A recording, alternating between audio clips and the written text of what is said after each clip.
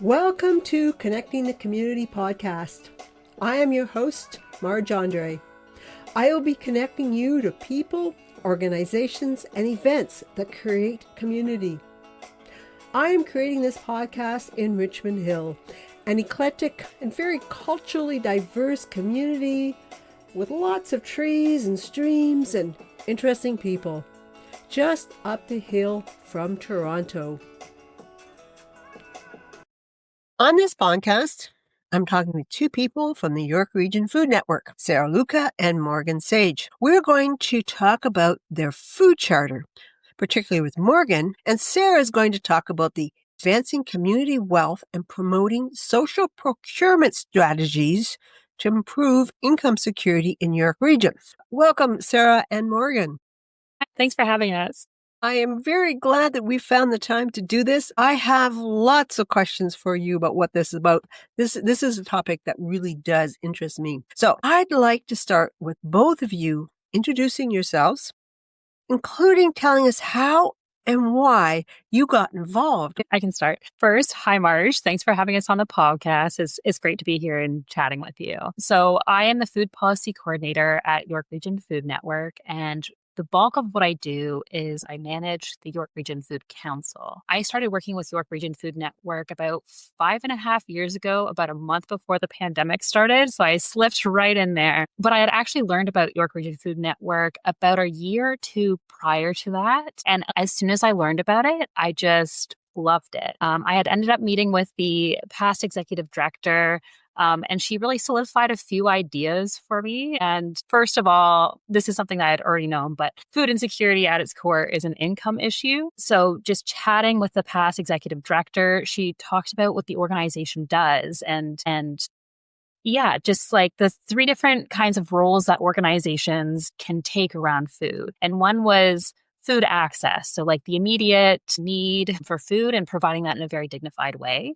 The second was food literacy, which was like building skills needed to produce food or cook food or whichever.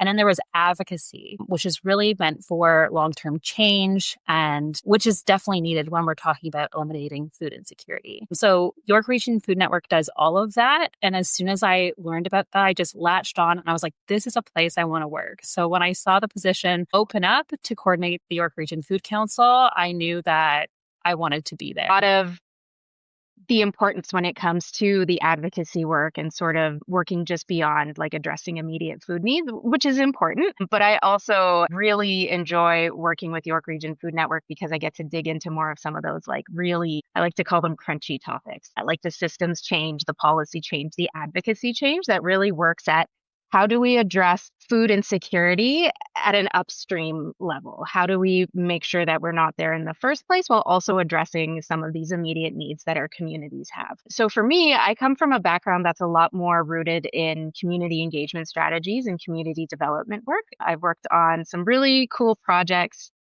for example, with the City of Toronto and with some other organizations looking at how do we support residents and community members to be part of decision-making spaces in ways that are really important to them so they can have decisions about things that are important to them. And so I was really drawn to York Region Food Network because I had never really worked in food security in this way before. And for me, it was a really tangible and sort of a really realistic way to put a lot of other things that I had learned into practice. And again, I really like the way that Morgan explained that, the sort of three ways of working in food systems. And I came on board to work on a special project that was about income security and social procurement, which we'll talk about in a little bit. And I just decided to stay. So still working on a lot of those challenges and really excited to still be part of the team. Yeah, I think it's great that you do have those positions and you are working on those really important issues. So, tell us a little more about the York Region Food Network and really the food charter. There was an earlier version, and how and why did a new version get created? First, I'll say York Region Food Network, we're a charitable organization and we strive for a food secure region where everyone's right to food is met. So I know I mentioned the York Region Food Council before, so maybe I'll also explain what we do with the council. So the council is really York Region Food Network's advocacy arm, and it is guided by the vision that's now laid out within the York Region Food Charter, which I'll get to in a moment. So the Food Council is made up of a group of food system players that really envision a community where health and social justice are at the center, and all residents have access to nutritious, local, culturally acceptable, environmentally sustainable, all those great things, all those good things about food. So the York Region Food Council was actually a result of the original York Region Food Charter. The original charter was published back in 13, and it was really meant to provide guidance and coordination for developing policies and programs around food. It was also meant to bring people together and have conversations around food, build connections, and networks within the food system. So again, in 2013, when it was finally published, it was a huge deal. And it eventually, again, like I said, led to the creation of the York Region Food Council in 2018. So then fast forward to 2023, and the food charter is 10 years old. The Food Council has grown. At that point, we had, I believe, 3 working groups. And one of our working groups is called the Youth Food Committee. It's made up of youth that are 16 to 30 that are just very passionate about food issues. And they were looking at the food charter and they were saying, well, this is 10 years old. Our language has changed. Huge things have happened. Climate change is more of a pressing issue that is like in our day-to-day lives now. You know, there was the Truth and Reconciliation Commission's call to actions as well. Anyway, so the Youth Food Committee was really looking at this charter saying this doesn't really represent who we are anymore. Maybe we need to relook at this. And so I brought it to the Food Council and they were like, you know what? You're actually, they're right. Let's take this moment to update this, get lots of feedback from community, and let's center everything we do around this new food charter. Let's have it be the focus of everything we do and all the actions that we do moving forward. Yeah, so it's really, now that it's been published, it's really a great document that now reflects our current realities. Yeah, and we're truly grounding everything we do in this new food charter. Okay, so how are you spreading the word about this food charter? Like, I don't think everybody knows about it. No, I will say we have released it publicly, like it's available on the York Region Food Network website. We've sent it out through our communications channels, including our newsletter and social media. But I will say our priority has actually been taking it to the local government councils and getting approval and endorsement there. So we've also, that being said, in the public, we have also had, a few booths at events where we're promoting both York Region Food Network and the charter. So we've received really great feedback from those events and those interactions. Yeah, truly the main focus has been getting it in front of councils. And I will say we've already received endorsement from Aurora, King, Georgina, and Richmond Hill as well. Okay. I'm glad to hear Richmond Hill has got on board, and I think I've seen you at some of these community events, so that I like to hear that. Okay, so I read it over, and there are 6, what I'm referring to as pillars or collective values and priorities. I'd like to go through each one, and I want you to explain it, because I've read it and thought, So first, equity, social justice, and food security. We value the right to food and community-determined food and agricultural systems. We believe everyone should have enough income to effectively prevent food insecurity. So what is this? Why is this the first one? And what really is meant by community-determined food? Yes, of course. Those are really great questions. There's actually a lot of conversation within the Food Council about which pillar, that's what we call them too, is pillars. Which pillar do we put first? And really, this pillar sort of sets the tone for the entire document. Sort of the second line there, talking about effectively preventing food insecurity, that was something we wanted to say outright very clearly at the top of the food charter because we want it to be very clear that income is the only real solution to food insecurity. So, and as you pointed out, the other major part is this at the beginning, the right to food and community determined food and agriculture systems. So this language is directly from the food sovereignty movement. It's like when we talk about food, it's so much more than just having enough to eat. Food is like so connected to culture, to environment and the places we live, to personal as well as community values. And we believe that York Region's communities deserve the choice to choose where their food comes from, how it's grown, how it's processed, and how it ends up on their tables. That's a lot to think about. Let's go to the second pillar, health and well-being.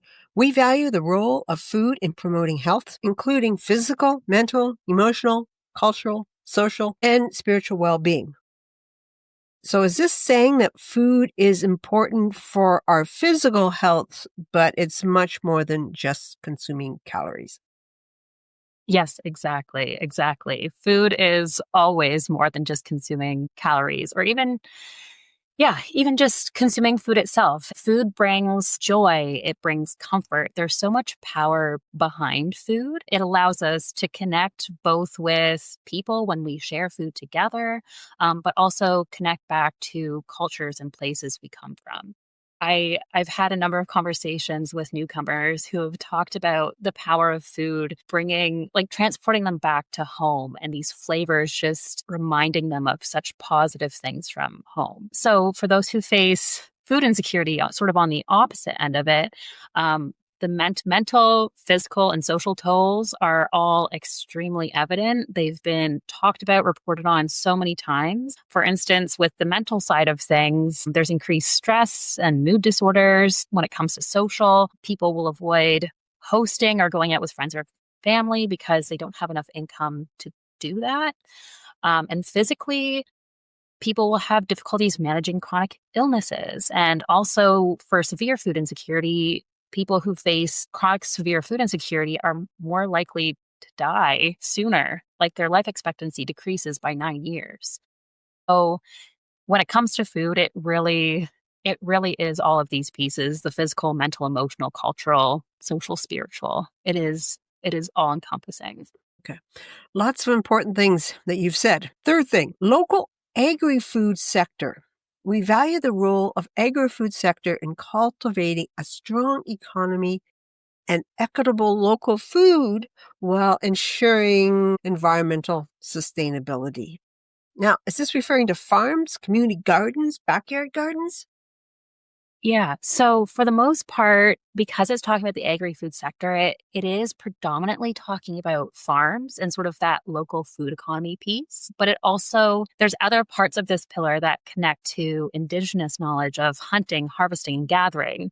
And it also does connect to ensuring access to land as well. So that does extend a little bit into the community gardens and backyards for anyone looking to grow food as well.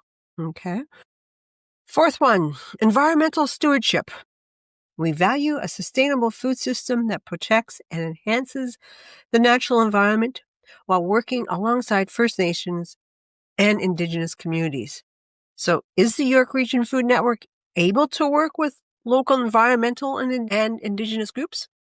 Yeah, of course Yeah. we are. Definitely. Okay. One of the things that's really great about this charter is I feel like it's providing an opportunity to build even more partnerships. So like strengthening existing partnerships that are already in place, but also forming new partnerships as we continue to like share the charter and find ways to make the vision within the charter a reality. Fifth, knowledge and sharing. We value sharing knowledge and supporting food literacy so that all community members can confidently choose to grow, cook, compost, or participate in food-related careers, contributing to a more sustainable future for the next 7 generations. What does this really mean?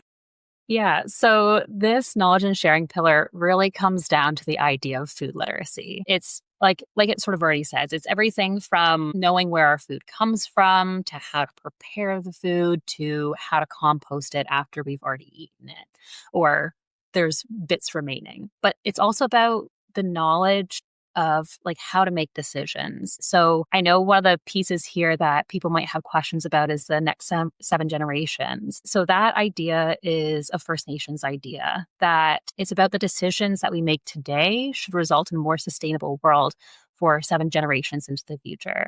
Really, when it comes to this food literacy and the knowledge and sharing, it's really about making decisions also to avoid things like overproduction or, depletion of resources and things like that. It's all about sustainability. And you'll actually see that throughout the document is that a lot of things connect to one another. So with this food literacy piece, it very much connects back to that environmental stewardship. Okay, the last one, community and culture. We value food as a link that brings communities together and connects people to people, land, culture, and identity. So how do you see this implemented? Yes.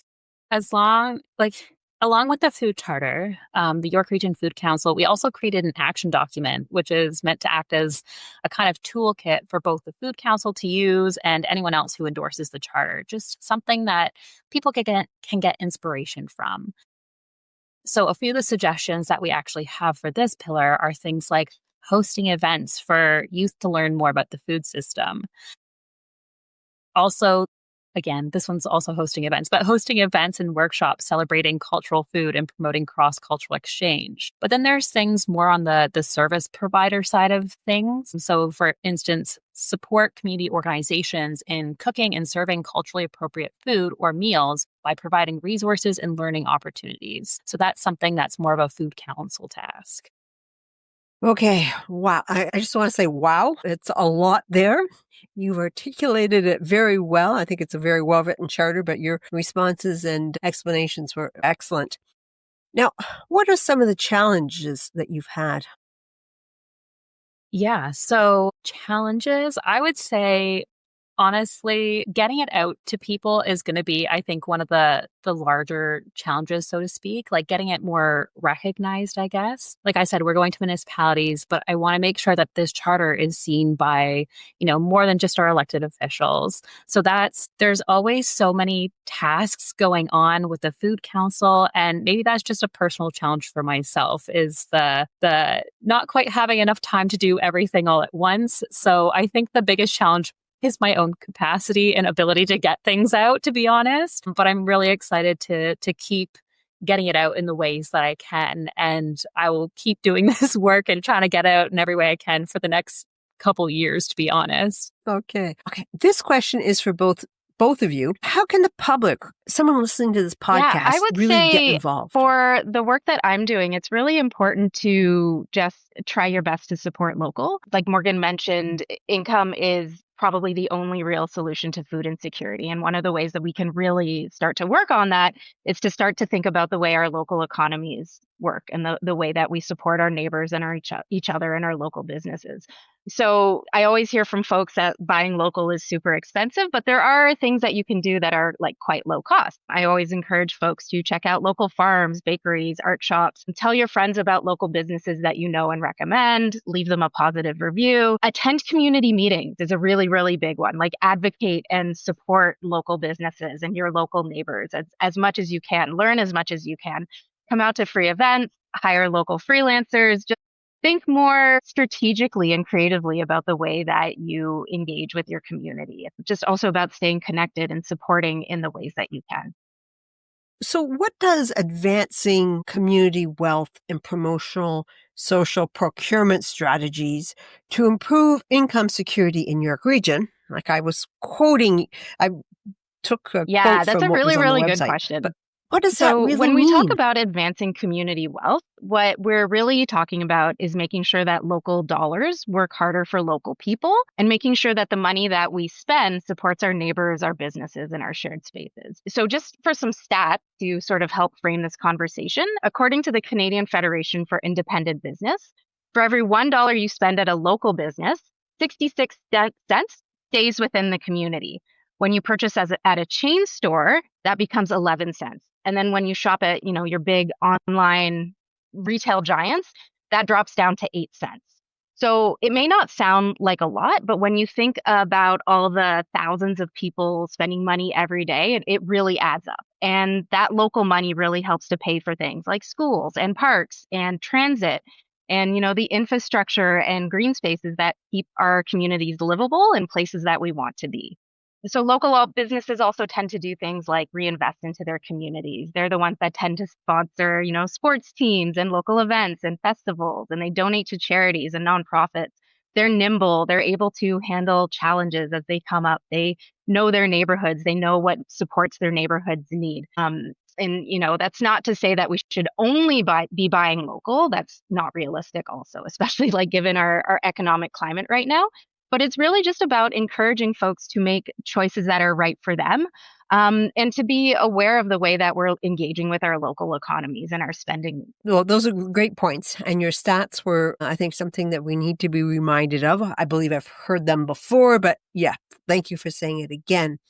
So the other thing that I mentioned that I do a lot of is working on social procurement, which is this strategy that uses this idea of local hiring and takes it to a much higher, more impactful place. So when you think about how much money we spend locally in our communities as individual residents, consumers, think about how much money like our large businesses spend or like our governments spend, school boards, hospitals, transit, all these really, really large organizations, and how can they leverage their spending power to have more benefits in community. So a lot of my work is really sort of explaining this idea to folks. I help organizations and people learn about how their spending can do more than just buy things. It can support things like equity and jobs and decreasing food insecurity, like Morgan mentioned. And it really contributes to a greater sense of community well-being for all of us. So I do a lot of workshops and conversations and just all about connecting people. I am certainly all about connecting people too. I am very happy that you are doing that. York University, we've been in conversation with some folks at York Region, we've been in conversation with, and then a couple local social enterprises that are really taking this model of creating local benefit and using a revenue generation model or like a business model to reinvest back into their programming so that they can diversify, so that they can stay nimble and resilient and continue to provide services in the face of these challenging economic climate. Something I want both of you to answer is, like, how have things changed over the last decade? I could start this one. Yeah, so I really think that post COVID, we felt like a real strong collective need to think more deeply about local communities and how our local neighbors and local people are impacted by these challenges. And now I feel like as a reaction to that, plus the political climate that we're in, there's a much more stronger wave of support and momentum for campaigns and actions that are really focused on these hyper local situations and how we design solutions to address them. And Morgan, how have you seen things change? Yeah, I will say like very much what Sarah said, of course. When I think specifically of food, I thought it was very interesting. I feel like there's been waves of care about food over the last, like 40 years or so. The last 5 years, especially like with the pandemic, there was such a focus on food and cooking yourself. And then like you've seen these like trends over the last 5 years. And right now there's a lot of, like Sarah said, that buy local. But I also think on the other side, there's a lot of the affordability crisis, right? Where there's a lot of stress and people who haven't been feeling the stress of the income and the affordability issues are now starting to feel it. So it's a very interesting point in time where, again, we have this buy local, but we also have this extreme stress and affordability crisis. And I think it's also a great time to, I don't know, I'm always a huge advocate for people going out and chatting with their local elected officials and just saying, we need solutions to this. So I really hope that people take this moment to essentially vote and say what they need to say to people who can actually make those changes. Okay, I like that. Okay, now, what would success look like? That is a very hard one because I feel like the food system is so big and so broad that I think success can look many different ways. And success, I feel it's also like it keeps changing, like depending on where you are, right? So like right now, when we're talking about food insecurity, success could look like a 50% reduction in food insecurity by 2030. It could look smaller than like even though that's still a lot of people who are food insecure, it could also look smaller than that too. Like for me on a day-to-day basis, like success looks like getting the food charter endorsed and getting elected officials behind this shared vision. So I feel like success looks many, many different ways. Sometimes they're small successes and we really hope for the big ones every so often too. I agree with Morgan. I Sarah, think what are just your by the thoughts? nature of this work, it can be so big and complex that sometimes success is just having a conversation with someone and then watching the light bulb go off, or having a conversation with someone and giving them tools and knowledge so that they can have a conversation with somebody else or with an elected official, or that they have the tools and the understanding to make this an important topic and to like keep looking for more information. For me, success would be like large institutions in our neighborhoods that are supporting local communities in real tangible ways. And that would be by intentionally using their purchasing power to create this positive ripple effect that, reaches all the way down to local people. It can be many things, but I think Morgan said it really, really well. Anything else that you'd like to add? I always like to end things on a bit of a positive note. So if that's okay with both of you, I think these conversations are really important. And yes, I think Morgan said it really well when she said we're in a time where folks are increasingly focused on how to support local economies, local people, local neighborhoods, but they're also feeling pressures of the realities of the circumstances we live in. And it's really easy to feel like our individual choices don't really matter, and that, like, you as one person, you can't make a difference. But I always challenge people to think about, okay, but what if everybody felt like that and nobody did anything? So the truth is, like, even our smallest actions can ripple out and grow over time. When you connect someone to a local resource, when you attend a food skills workshop, when you learn a little bit more about your local economy and the way that things work, those ripples all tend to grow out and connect to each other. And then over time, you create like a more hopeful future for everybody.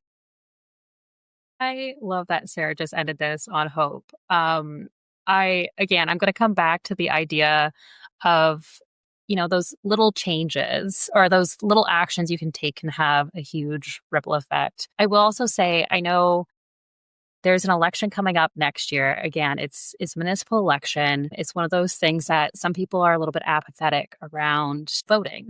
It's again one of those things that if you vote in mind with this vision of what you want your community to look like moving forward, and everyone starts to do that, and you have a unified vision, like, things can change. So yeah, I want to end on that hopeful piece that your actions do matter. And if many people together do those little actions, it does actually have a big impact.